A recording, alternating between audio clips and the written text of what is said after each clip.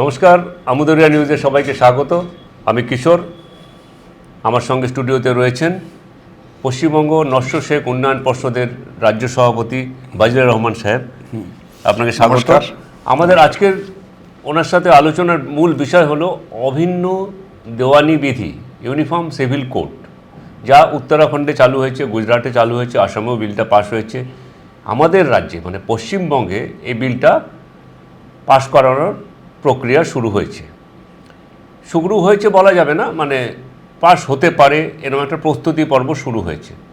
তো এই অভিন্ন দেওয়ানি বিল বা অভিন্ন দেওয়ানি বিধির বিশেষত্বটা কি আপনি? আসলে অভিন্ন দেওয়ানি বিধি মানে তো আমাদের আইন বা নিয়ম। আমাদের ভারতে দুই ধরনের আইন আছে, একটা হচ্ছে ক্রিমিনাল ল, একটা হচ্ছে মানে সিভিল ল। অর্থাৎ অপরাধমূলক কাজের জন্য যে বিধানগুলো সেগুলোকে আমরা ক্রিমিনাল ল বলি, আর সম্পত্তি বা অন্যান্য বিষয়গুলো নিয়ে যে বিবাদগুলো থাকে, বিবাহ বিচ্ছেদ বা সম্পত্তি মানে ভাগ বন্টন, অধিকারবোধ, এগুলোকে আমরা দেওয়ানি আইন বলি। এই দেওয়ানি বিধির ক্ষেত্রে অভিন্ন করার একটা প্রক্রিয়া গভর্নমেন্ট থেকে যদি নেওয়া হয় সেটাই আমরা অভিন্ন দেওয়ানি বিধি বলি। আসলে ক্রিমিনাল ল সম্পর্কে অনেক আগেই আমাদের সংবিধান চালু হওয়ার সঙ্গে সঙ্গে ওটা ঠিক হয়েছে যে আমরা গোটা ভারতবর্ষে একই ধরনের ফৌজদারি আইন একভাবে থাকবে। কিন্তু দেওয়ানি বিধিতে ছাড় দেওয়া হয়েছিল সেই সময়। যদিও আমাদের আইনমন্ত্রী আম্বেদকর ছিলেন, তিনি একটা প্রক্রিয়া শুরু করেছিলেন যে অভিন্ন দেওয়ানি বিধি করা যায় কি না। আসলে অভিন্ন দেওয়ানি বিধিটা আমাদের সংবিধানের নির্দেশমূলক নীতি, অর্থাৎ 4th অধ্যায়ের 44 নম্বর ধারাতে এটা উল্লেখ করা আছে যে এটা সরকার যাতে উদ্যোগ নেয়। আসলে ভারতের একটা গণতান্ত্রিক কাঠামোতে সবাই যাতে সমান অধিকার পায়, এটা ছিল মোটো। কিন্তু সেই সময় বাস্তব পরিস্থিতি দেখে হিন্দু সমাজের একটা রিয়াকশান বা অন্যান্য ধর্মীয় গ্রুপগুলোর একটা রিয়াকশান দেখে জওহরলাল নেহরু কিছুটা থমকে গিয়েছিলেন। কিন্তু 55-56 সালে সেটা সবাইকে ইনক্লুড না করে প্রথমে হিন্দু সমাজের মধ্যে একটা সমতা মেনটেন করার জন্য বা কতগুলো সংস্কার করে একটা হিন্দু কোড বিল তিনি পাশ করেন। তাও 3টা পদ্ধতি, মানে 3টা ভাগে, মানে একেবারে করেন। কিন্তু সেটা হিন্দু কোড বিল মানে এটা কিন্তু অভিন্ন দেওয়ানি বিধি নয়, মানে একটা সমাজের এটা একটা বিধি, একটা সমতার মধ্যে চলে যাবে। যে প্রসঙ্গে আমরা বলছিলাম অভিন্ন দেওয়ানি বিধির বিশেষত্বটা কি, মানে এটা চালু হলে কি বিশেষ? এটা আমাদের সম্পত্তির অধিকারে নারী এবং পুরুষের মধ্যে একটা বৈষম্য থাকে। বিশেষ করে ইসলামিক ল বর্তমানে যেটা আছে সেটা আমাদের কোরআনের ডাইরেকশন বা শরীয়ত ল যেগুলো আছে সেখানে মুসলিম পার্সোনাল ল, এখানে একটা বৈষম্য করা হয়েছে। মানে ধরুন ছেলেরা যা পাবে সম্পত্তির তার অর্ধেক পাবে মেয়েরা। এই যে লিঙ্গ বৈষম্য, এটা এমনি যে দেওয়ানি সিভিল সুট বা ধরুন হিন্দু ধর্মে যেটা মানে আমাদের যেটা হয় আর কি, যে সবাই সমান অধিকার, সেটা কিন্তু হিন্দু কোড বিল পাস হওয়ার পর এটা হয়েছে। কিন্তু মুসলিমদের মধ্যে এখনো সেটা রয়ে গেছে। মানে এখানে একটু দেখুন, হিন্দু, শিখ, বৌদ্ধ, জৈন, এই 4টা ধর্মের জন্য হিন্দু কোড বিল সমানভাবে প্রযোজ্য। বাদ ছিল কারা? আমরা যেগুলোকে সেমিটিক ধর্ম বলি, অর্থাৎ ইসলাম, খ্রিস্টান, পার্সি আর ইহুদি, এই সেমিটিক ধর্মগুলো আপাতত বাদ ছিল। কিন্তু সংবিধানের নির্দেশ এতদিন পর এই বিজেপি সরকার যখন ক্ষমতায় আসে তারা প্রয়োজন মনে করেছে যে অভিন্ন দেওয়ানি বিধি চালু হলে ভালো হয়। আমরা বিশেষত্ব এটাই যে এটা যদি চালু হয় তাহলে যেরকম ফৌজদারিটা অভিন্ন, দেওয়ানি বিধিটা অভিন্ন, মুসলিম বলুন বা আদিবাসীদের বাদ দিলে নির্দিষ্ট কিছু সংখ্যক আদিবাসী বা এই সম্প্রদায়ের ট্রাইবসদের কথা বাদ দিলে বাকিদের সবাইকে এই দেওয়ানি বিধিটা মেনে চলতে হবে। সেক্ষেত্রে কোনো মুসলিম পার্সোনাল ল আর কার্যকর হবে না। এখানে মূলত এই অভিন্ন দেওয়ানি বিধির যে মোটোটা কোন কোন জায়গাগুলো সমান করতে চাচ্ছে, যে একই ধরনের বিবাহ পদ্ধতি থাকবে এবং বিবাহ বিচ্ছেদের পর যে সুরক্ষা, নারী সুরক্ষা, সেটা যেন সমানভাবে থাকে। এখানে আমি একটা জিনিস বলছি, জানতে চাইছি আপনার কাছ থেকে, যে এটা তো বিশেষত্ব বুঝলাম যে সবাই একটা দেওয়ানি বিধি মানতে বাধ্য হবে যদি এই বিলটা আমাদের রাজ্যে লাগু হয়। ক্ষেত্রগুলো কিন্তু সম্পত্তির অধিকার এবং সেটাই বলছি। তাহলে যদি আমি পরের প্রশ্নে একটা যদি আসি, যে অভিন্ন দেওয়ানি বিধি যদি চালু হয় তাহলে তার সুফল কি কি হতে পারে এই সমস্ত সম্প্রদায়ের মধ্যে, মানে মুসলিম সম্প্রদায়ের মধ্যে বিশেষ করে তার এফেক্ট কি হতে পারে, ভালো এফেক্ট কিছু পড়বে? যদি আমরা সংবিধানকে মান্যতা দেই তাহলে সংবিধানের একটা মানে আর্জ আসে, একটা কামনা আসে, এখানে আমাদের মৌলিক অধিকারের মধ্যে ঢোকাতে পারিনি, কিন্তু গণতান্ত্রিক ব্যবস্থাকে তার সুফল সমস্ত মানুষকে দিতে গিয়ে এবং মানুষের মৌলিক অধিকারকে এবং ন্যায় বিচারকে যদি একটু মানে মান্যতা দেওয়া হয় তাহলে অভিন্ন দেওয়ানি বিধিটা দরকার আসে বলেই সংবিধান প্রণেতা মণ্ডলী মনে করেছেন। এখানে কি সুবিধা হবে, মানে ধরুন যে সম্পত্তির ভাগাভাগি বা মুসলিম লজ যেটা আছে পার্সোনাল লজে যে মেয়েদের সমানাধিকারের জায়গাটা কি আছে, কোরআনের পবিত্র কোরআনে কি উল্লেখ আছে, সেখানে এই আইনটা হলে কি সুবিধা হবে? হ্যাঁ, তাহলে সমানাধিকারের ভিত্তিতে যদি লিঙ্গ বৈষম্য না থাকে তাহলে নারী এবং পুরুষ এমন একইভাবে সম্পত্তির অধিকার ভোগ করবে বা তারা পাবে। এক্ষেত্রে ইসলামিক ল বলছে যে ছেলেরা যা পাবে কন্যারা তার অর্ধেক পাবে। এখানে আবার তাদের একটা যুক্তি আছে, যুক্তি হলো যে সময়ে এই লগুলো তৈরি হয়েছে এবং এখনও পর্যন্ত যদি আমরা একটু টু সাম এক্সটেন্ট ধরে নেই যে মহিলারা তো এখনও তাদের ক্ষমতায়ন বা কর্মসংস্থান পরিপূর্ণভাবে আমরা দিতে পারি নেই।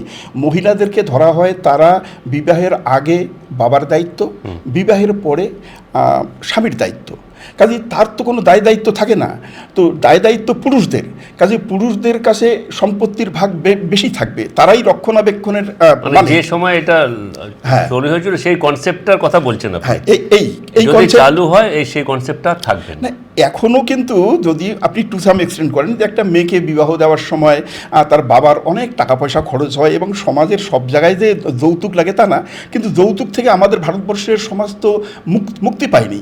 সেক্ষেত্রে একটা মেয়ের পিছনে প্রচুর টাকা খরচ করে একটা বাবাকে দিতে হয়। আবার যদি তার অ্যাবসেন্সে সম্পত্তির সমান ভাগ পায় তাহলে ছেলেটা তখন প্রশ্ন তুলতে পারে তাহলে এত টাকা খরচ করে তাকে বিবাহ দিলে কেন, বা যদি এই আইনটা আগামী দিনে লাগু হয় হয়তো সমাজে এইরকম প্রশ্ন তুলবে না। সমাজে না, সমাজে এই আইনটা কিন্তু হিন্দু যেটা বিল, কোর্ট বিল যেটা এটা লাগু আছে, হ্যাঁ, হিন্দু ধর্মে রয়েছে, সেখানে কিন্তু সবার সমান অধিকার, মানে একটি মেয়ের বিয়ে হয়ে গেলেও তারও সমান অধিকার, সেখানে প্রশ্নের জায়গা নেই। এখানে যদি এইরকম করা হয় যে অভিন্ন দেওয়ানি বিধি চালু হলে মেয়েরা সমান অধিকার পাবে আর সেক্ষেত্রে লিঙ্গ বৈষম্য দূর হবে, এটা একটা ভালো দিক, কিন্তু একটা বাস্তবতার দিক থাকে এই জায়গাটায় একটু অসুবিধা। মানে যারা বলেন যারা এই যুক্তি দিচ্ছেন তারা বলছেন যে এটা তো পুরনো কনসেপ্ট, এখনকার দিনে তো নারী পুরুষের বৈষম্য করাটা কখনোই উচিত নয়। আমরা আধুনিক দৃষ্টিতে দেখলে আমরা সমানাধিকারকে সমানভাবে সমর্থন করব, এখানে কোনো প্রশ্ন নেই।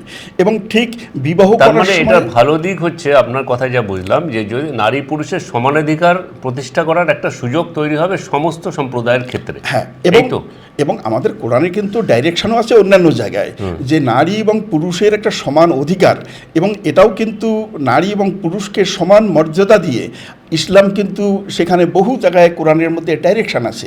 কাজেই এখানে একটা সমান অধিকার হলে কোরআনের মৌলিক নিয়মটা ভঙ্গ হবে না। যদিও বিভিন্ন জায়গায় সূরা আন-নিসা সেখানে এই সম্পত্তির ভাগ বাটোয়ারাগুলো নিয়ে কিছু জায়গাগুলোতে আলোচনা আছে, এবং আমাদের একটা অর্থোডক্স ইসলামী ভাবনা আছে যে আমাদের এতদিন পর্যন্ত স্বাধীনতার এতদিন পর্যন্ত আমরা এই নিয়মে চললাম, ভারতবর্ষে তো এখনও পর্যন্ত বড় ধরনের সামাজিক সংকট হয়নি, তাহলে আমাদের এই রীতিনীতি বা বিশ্বাস বা আমাদের ধর্মীয় যে বিশ্বাসগুলো সেগুলো কেন এখানে আঘাত করা হবে? এটা বৈচিত্র্যময় ভারতবর্ষে। আপনার কথাটা আমি বুঝতে পেরেছি, আমি এই প্রশ্নটা আসবো।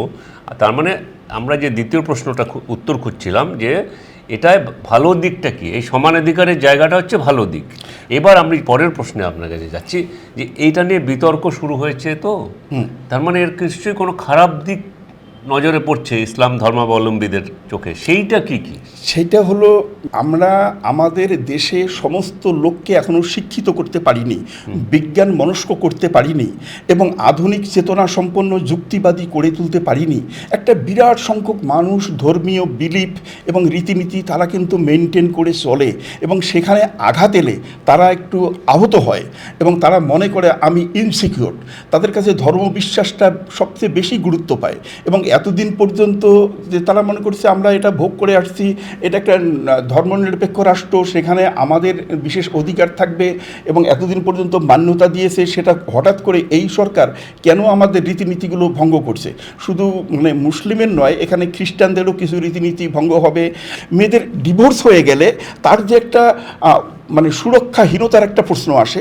আমাদের ইসলামিক ল বলছে যে সে 3 মাস পর্যন্ত স্বামীর অর্ধেক ভাগ পাবে, অর্থাৎ স্বামীর বাড়িতে যে স্ট্র্যাটেজি ছিল 3 মাস পর্যন্ত তাকে এই রকম ভরণ পোষণ দিতে হবে, 3 মাসের পর ফ্রি।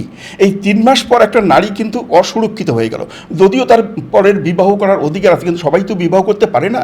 কিন্তু এই যে নারীর একটা সুরক্ষার বন্দোবস্ত, সেটা যদি অভিন্ন দেওয়ানি বিধি হয়, তাহলে এই নারী কিন্তু একদম খোরপোশ আদায় করতে পারবে এবং সেই সুরক্ষিত থাকবে। না, এটা তো বললাম ভালো দিকটা। দ্বিতীয় প্রশ্ন যেটা ছিল উত্তর আপনি আগে দিয়েছেন, সেটার সঙ্গে এটা যুক্ত করলেন। আমি বলতে চাইছি খারাপ দিকের মধ্যে একটা যে বহু বিবাহের প্রশ্নটা আসে, মুসলিম ধর্মে কটি বিয়ের অনুমতি বা কথা পবিত্র কোরআনে আছে? একদম ঠিক। এটা একটা মহল থেকে এমনভাবে প্রচার করা হয় মুসলিমরা 4টে বিয়ে করতে পারে, আমরা হিন্দুরা মাত্র একটা বিয়ে করেই আমাদের এর বেশি অধিকার নেই। হিন্দুরা ডিভোর্সের পরে আরো একটা বিয়ে করতে পারে, এখন তো অসুবিধা নেই। না, এমনি প্রচলিতভাবে একটা স্ত্রী থাকাতে অন্য বিবাহ আমরা করতে মানে হিন্দু সমাজে করতে পারে না, এটা আমাদের হিন্দু কোড বিলের একটা করতে পারে না, স্ত্রীর ডিভোর্সের পরে করতে পারে। এবার কথা হলো, কিন্তু ইসলামিক লতে সেখানে যে কোরআনের ভার্ডিক্টটা আসে যে তুমি বিবাহ করবে একজনকে, যদি তুমি সমানভাবে ভালোবাসতে পারো তাহলে সর্বাধিক 4 জন পর্যন্ত তুমি বিবাহ করতে পারো। মানে একযোগে 4টি স্ত্রী রাখতে পারে, এটা হচ্ছে আপেক্ষিক ধারণা। এবং এখানে সবাই তো 4 জন স্ত্রীকে তো সমানভাবে ভালোবাসতে পারবে না, এই শর্তটা ভরণ পোষণও দিতে হবে। এবার এখানে একটা সামাজিক কতগুলো সমস্যা দেখা যায় যে সাধারণত পত্নী ঘরে আসার পর কোনো কারণে তার সন্তান সন্ততি হয়তো হয় না, এবং আরেকটা জিনিস হচ্ছে রোগ ভোগে কিছু কিছু পত্নী শয্যাশায়ী থাকেন, আর সেক্ষেত্রে তাদের মানে বংশ রক্ষার জন্য অন্য বিবাহ বা অতিরিক্ত বিবাহ করা যেতে পারে। এবং কোনো কোনো সময় ধরুন এমনও হয় যে নিকট একজন আত্মীয় বা দূর সম্পর্কের আত্মীয়, তার পত্নী হঠাৎ করে বিধবা হয়েছেন, তার নারী মর্যাদা, তার সিকিউরিটি নেই সমাজে, তার নারী মর্যাদা রক্ষার জন্য তাকে একটা পত্নীর মর্যাদা দিয়ে সমাজে রাখা হয়। এবং পাশাপাশি দেখুন কিছু কিছু আমাদের এখানে রাজা মহারাজাদের সময় তো একজন বহু পত্নী রাখতেন, এবং আমাদের সমাজে একটা সমাজের শ্রেণী আসে তারা বিবাহ বহির্ভূত পত্নী কিন্তু রাখেন, এবং ইদানিংকালে লিভ টুগেদার একটা ব্যবস্থাও কিন্তু হয়েছে। তো এই জায়গাগুলো কিন্তু অভিন্ন দেওয়ানি বিধির আওতায় আসবে। লিভ টুগেদার যেহেতু আমাদের দেশে একটা আইনি মর্যাদা পেয়েছে, কিন্তু সেখানে নারী সুরক্ষাটা এখনো হয়নি। এই অভিন্ন দেওয়ানি বিধিতে কিন্তু নারী সুরক্ষা দেওয়া হবে, এবং অতিরিক্ত যে বিবাহ, অতিরিক্ত বিবাহ, একজনের বেশি অতিরিক্ত বিবাহ, সেইটা অভিন্ন দেওয়ানি বিধি হলে রদ হবে। আমি মনে করি আমাদের মুসলিম সমাজকে আমি কাছ থেকে দেখি, এটা আজ থেকে 50 বছর আগে আমি কিছু কিছু পরিবারে একাধিক বিবাহ মানে একাধিক স্ত্রী দেখেছি, কিন্তু ইদানিংকালে অর্থনৈতিক সংকটে একজন স্ত্রীকে মানে মানে বেশিরভাগ ধরুন 95% লোককে আপনি এটা দেখতে পারেন আমাদের চোখের নাগালের বাইরে, হঠাৎ করে আমি একজনকে কোনো একটা জায়গায় দেখেছি তার 2 জন পত্নী আছে। তো সেখানে সে শাস্ত্র মতে আইন মতে সে বৈধ বলে সেটা রাখতে পেরেছে, কিন্তু এটা সমাজের মধ্যে এমন একটা র্যান্ডম ব্যবস্থা দেখাতে পারবেন না যে একজন লোক 4 জন 3 জন 2 জন করে একেবারে আমাদের চোখের সামনে চতুর্দিকে আসে। এটা মুসলিম সমাজে এখন বর্তমানে নেই।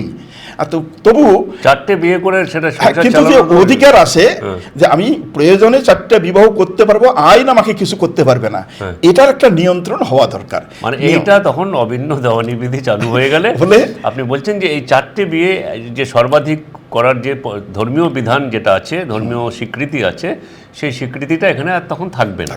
তবে একটা জিনিস একটু মৌলিক আমাদের সমস্যা কিন্তু থেকেই যায়, যদি কোনো সন্তান সন্ততি প্রথম পত্নীর না হয়, যদি কোনো তিনি একটা দীর্ঘস্থায়ী অসুস্থতায় ভোগেন, যদি প্যারালিসিস থাকেন, তাহলে তাকে ডিভোর্স করাটা যেমন অমানবিক, আবার তাকে রেখে আরেকটা পত্নী গ্রহণ না করলে বংশ রক্ষা হবে না। এগুলোর সমাধান কিন্তু হচ্ছে না। না, সমাধান আপনি যেটা বললেন সেটা যে কনসেপ্টটা যে বংশরক্ষা তো খালি পত্নী, এখন তো অ্যাডাপশন চালু হয়েছে, অনেক রকম প্রসেস রয়েছে এই এখন। অভিন্ন দেওয়ানি বিধির ক্ষেত্রে test tube কিন্তু baby হচ্ছে এই এখন। দত্তক বিধিটাও চলে আসবে। একজন দত্তক নিলে তার যে ভরণ পোষণ, তার যে রক্ষণাবেক্ষণ, দত্তক সেটা শুধু কিন্তু নয়, এখন এটাও আপনার আসবে। সারোগেসি চলে এসছে, অনেক কিছু আপনি তো জানেন এখন আধুনিক বিজ্ঞান আপনার মা হওয়ার জন্য একটা ফার্টিলিটি পদ্ধতি আছে আছে, তো। কিন্তু এটা সমাজের কয়জন লোক এটা অ্যাভেল করতে পারবে? এটা একটু সমাজের ব্যয় সাপেক্ষ ব্যাপার। সমাজের অল্প কিছু পার্সেন্টেজ এটাকে ব্যবহার করতে পারে। নিম্ন স্তরের সাধারণ আপনি মানুষ। কি মনে করেন যে আপনি পশ্চিমবঙ্গ নস্য শেখ উন্নয়ন পর্ষদের রাজ্য সভাপতি হিসাবে যে এইটা নিয়ে কি খোলা ডিবেট চান আপনারা, নাকি না এটা নিয়ে কোনো আপনারা চাইছেন যে যেমন আদিবাসীদের যদি ছাড় দেওয়া হয় মুসলিমদেরও ছাড় দেওয়া হোক, এরকম কিছু চান? হ্যাঁ, মজার ব্যাপার, আদিবাসীদের এই মানে আমাদের উত্তরাখণ্ড বা আসাম বা অন্য গুজরাটে আদিবাসীদের এই অভিন্ন দেওয়ানি বিধির বাইরে রাখা হয়েছে। এখানে কিন্তু আবার ওই মৌলিক প্রশ্ন আসে যে ইউনিফর্ম সিভিল কোড গোটা দেশে লাগু করতে বলছে সংবিধান, কিন্তু গোটা দেশের মানুষকে তাহলে আওতায় আনা যাচ্ছে না, আদিবাসীরা বাদ থেকে যাচ্ছে, কাজে টেকনিক্যালি ইউনিফর্ম হচ্ছে না। আবার এখন বিবাহ এবং বিবাহ বিচ্ছেদ এই বিষয়গুলো যেহেতু আমাদের সংবিধানের কনকারেন্ট লিস্ট অর্থাৎ যৌথ তালিকার মধ্যে আছে, কেন্দ্র আইন পাশ করতে পারে, রাজ্য আইন পাশ করতে পারে। যদি কেন্দ্র এটাকে অভিন্নভাবে আইন দেওয়ানি বিধিটা পাশ করতে পারতো, গোটা দেশে একভাবে চলতো, তাহলে ভালো ছিল এবং সংবিধানের ডাইরেকশনটা মানা হতো। কিন্তু বিবাহ সম্পর্কে যেহেতু বিবাহ বিচ্ছেদ সম্পর্কে রাজ্য আইন করতে পারে, কাজে রাজ্য সরকারগুলোর এটা ক্ষমতা আছে এই আইন পাশ করার, কিন্তু সেখানে পাশ করতে গেলে আমি এখানে একাধিক বিবাহ করতে পারছি না। ধরুন পশ্চিমবঙ্গে লাগু হলো, আমি এখানে একাধিক বিবাহ করতে পারছি না, আমি এবার গোয়ায় চলে যাব। গোয়াতে ওটা আছে, ইউনিফর্ম সিভিল কোড গোয়াতে পাস হয়ে গেছে। আচ্ছা, যদি না থাকে মানে যে রাজ্যে নেই এখন, তাহলে আপনাকে মণিপুর আমি যেতে হবে। সেখানে মানে অতিরিক্ত বিবাহ করতে গেলে আমি তাহলে ওই রাজ্যগুলোতে চলে যাব। তাহলে একটা রাজ্যের যে একটা বৈষম্য কিন্তু থেকে যাচ্ছে। সংবিধানের যে টার্গেট যে অভিন্ন দেওয়ানি বিধি, সেটা কিন্তু হচ্ছে না। আপনার কাছে আমি যেটা জানতে চাইলাম, তা আপনারা কি চাইছেন যে এটা নিয়ে কি একটা ওপেন ডিবেট হোক, না আপনাদের মতামত নেওয়া হোক, নাকি সর্বস্তর থেকে মতামত নিয়ে তারপরে বিলটা নিয়ে অগ্রসর হোক? আমি এই বিষয়ে মূলত জওহরলাল নেহরুর যে পারসেপশন বা তার যে অভিমত, সেটাকে আমি সমর্থন করব। তিনি কিন্তু অভিন্ন দেওয়ানি বিধি তৈরি করার আগে এই মতটা বলেছিলেন যে আমি আগে হিন্দু সমাজকে নিজেদেরকে সংশোধনের রাস্তায় তাদেরকে সঙ্গে আলোচনা করে আমি তাদের সঙ্গে একটা নিজেরাই যাতে সংস্কারের মানে রাজি হয়ে যায়, তখন আমি এই আইনটা পাশ করব। এই জন্য তাকে কিন্তু 56 সাল পর্যন্ত ওয়েট করতে হয়েছিল।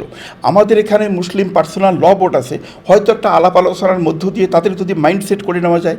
ধরুন 3 তালাক বিলটা আমাদের কোরআনেও নেই, সেখানে এক মাস অন্তর 3 মাসের ইন্টারভেলে তালাক দেওয়ার পদ্ধতি আছে, কিন্তু আমাদের শরিয়া ল আবার পারমিট করছে না একসঙ্গে যদি 3টা তালাক দেওয়া যায় তাহলে ডিভোর্স। অর্থাৎ মুহূর্তের মধ্যে একজন নারীকে তালাক দিয়ে তাকে একটা অসুরক্ষিত জায়গায়, অমানবিক জায়গায় একটা ফেলে দেওয়া হলো। এটা সংশোধন দরকার। পাকিস্তান এটা অনেক দিন আগেই সংশোধন করেছে। আমাদের এখানে আমাদের পার্সোনাল ল বোর্ড রাজি হয়নি, শেষ পর্যন্ত কেন্দ্র সরকারকে 3 তালাক বিল পাশ করে এটাকে লাগু করতে হলো। মহিলারা সুরক্ষিত হয়েছেন সেই দিক থেকে। কিন্তু ইউনিফর্ম সিভিল লতে এখানেও আমাদের নারীরা ডিভোর্সের পর অন্তত সুরক্ষিত থাকবে। আপনি চাইছেন যে এটা নিয়ে একটা সম্প্রদায়ের সঙ্গে একটা আলোচনা, মুসলিম পার্সোনাল ল বোর্ডের সঙ্গে আলাপ আলোচনা করে। হ্যাঁ, এখানে বড় সংখ্যালঘু সম্প্রদায় তো মুসলিমরা, এখানে খ্রিস্টান বা ইহুদি বা পার্সিরা সংখ্যায় এত কম। ওই ধরনের বোম্বে গুজরাটে তারা বসবাস করে, সংখ্যালঘু তো মানে মুসলিমদের তুলনায় অনেক সংখ্যায় কম। যারা সংখ্যায় কম তারা হচ্ছে সংখ্যালঘু হবে না। মুসলিম পার্সোনাল ল বোর্ডের সঙ্গে আলাপ আলোচনা করে তাদেরকে নিজেদের সংস্কারের জন্য উপযোগী, অর্থাৎ সবাই তো যুক্তিবাদী মানুষ, উদ্বুদ্ধ করে তারপরে মাইন্ডসেটটা করে নিলে সবচেয়ে ভালো হতো। আর এটা না করে যদি আপনি চাপিয়ে দেন, একটা অসন্তোষ ভিতরে ভাবে থেকে যাবে যে আমরা সংখ্যালঘু বলেই, আমরা মুসলিম বলেই আমাদের উপর এটা জোর করে তাদের ক্ষমতা আছে, একটা চাপিয়ে দিল, এই ক্ষোভটা হয়তো থেকে যাবে। বজলুর রহমান সাহেব যেটা বললেন যে অভিন্ন দেওয়ানি বিধি যদি চালু করার প্রশ্ন যে প্রক্রিয়া শুরু হয়েছে, তাতে মুসলিম পার্সোনাল ল বোর্ডের সঙ্গে আলোচনা করে কেন এটা জরুরি, তাদের সাথে দফায় দফায় আলোচনা করে হ্যাঁ। এটা এগোলে ভালো হয় বলে উনি মনে করছেন। মানে অভিন্ন ইসলামিক ল কিন্তু পৃথিবীর কোনো দেশে নেই, আমাদের মডেল ইসলামিক কান্ট্রি পৃথিবীতে কোথাও নেই। কাজে এখানে আমরা যুগের প্রয়োজনে আমরা কিন্তু সংস্কার এই ইয়েগুলোতে করতে পারি, সেজন্য আমাদের মাইন্ডসেট দরকার। মানে ব্যাপারটা এই রকম যেন না হয় যে আমার শক্তি আছে, আমি তোমার উপর এটা জোর করে চাপিয়ে দিলাম। কিন্তু আমাদেরকে তো একটু আলাপ আলোচনার মধ্যে ডিবেটের না, মাধ্যমে সরকার তো এখনই চাপাই দেয়নি, সরকার এখন একটা কমিটি করছে আর কি, তারপর সেটা নিয়ে নিশ্চয়ই প্রসেস হবে। গত জুন মাসের 2 তারিখে ক্যাবিনেটে এটা পাশ হয়েছে এবং 4 সপ্তাহের মধ্যে একটা কমিটি অলরেডি করা আছে। সেখানে সম্ভবত রঞ্জনা দেশাই এই নাম দিয়ে, যিনি তাকে চেয়ারম্যান করে, বিচারপতি, হ্যাঁ, এবং তার সঙ্গে শিক্ষাবিদ, কিছু লয়ার বা সমাজকর্মী, এদেরকে নিয়ে 4 সপ্তাহের মধ্যে রিপোর্ট দিতে বলছেন। এবং মানে একটা সম্ভাবনা রয়েছে, সেখানে টার্গেট আছে অগাস্ট মাসের মধ্যেই এই বিলটা বিধানসভায় পাশ হবে। ঠিক আছে, আমরা অপেক্ষা করব, দেখা যাক যে উনি যেরকম চাইছেন। ওনাদের খুব বড় সংগঠন পশ্চিমবঙ্গ নস্য শেখ উন্নয়ন পর্ষদ, সেই মতো আগামী দিনে অভিন্ন দেওয়ানি বিল নিয়ে এই পাবলিক ফোরামে কোথাও আলোচনা হয় কিনা সেদিকে আমরা খেয়াল রাখব। এখন এই পর্যন্তই। আমুদুরিয়া নিউজ আপনাদের সঙ্গে আছে, আপনারা আমুদুরিয়ার সঙ্গে থাকুন। নমস্কার। নমস্কার।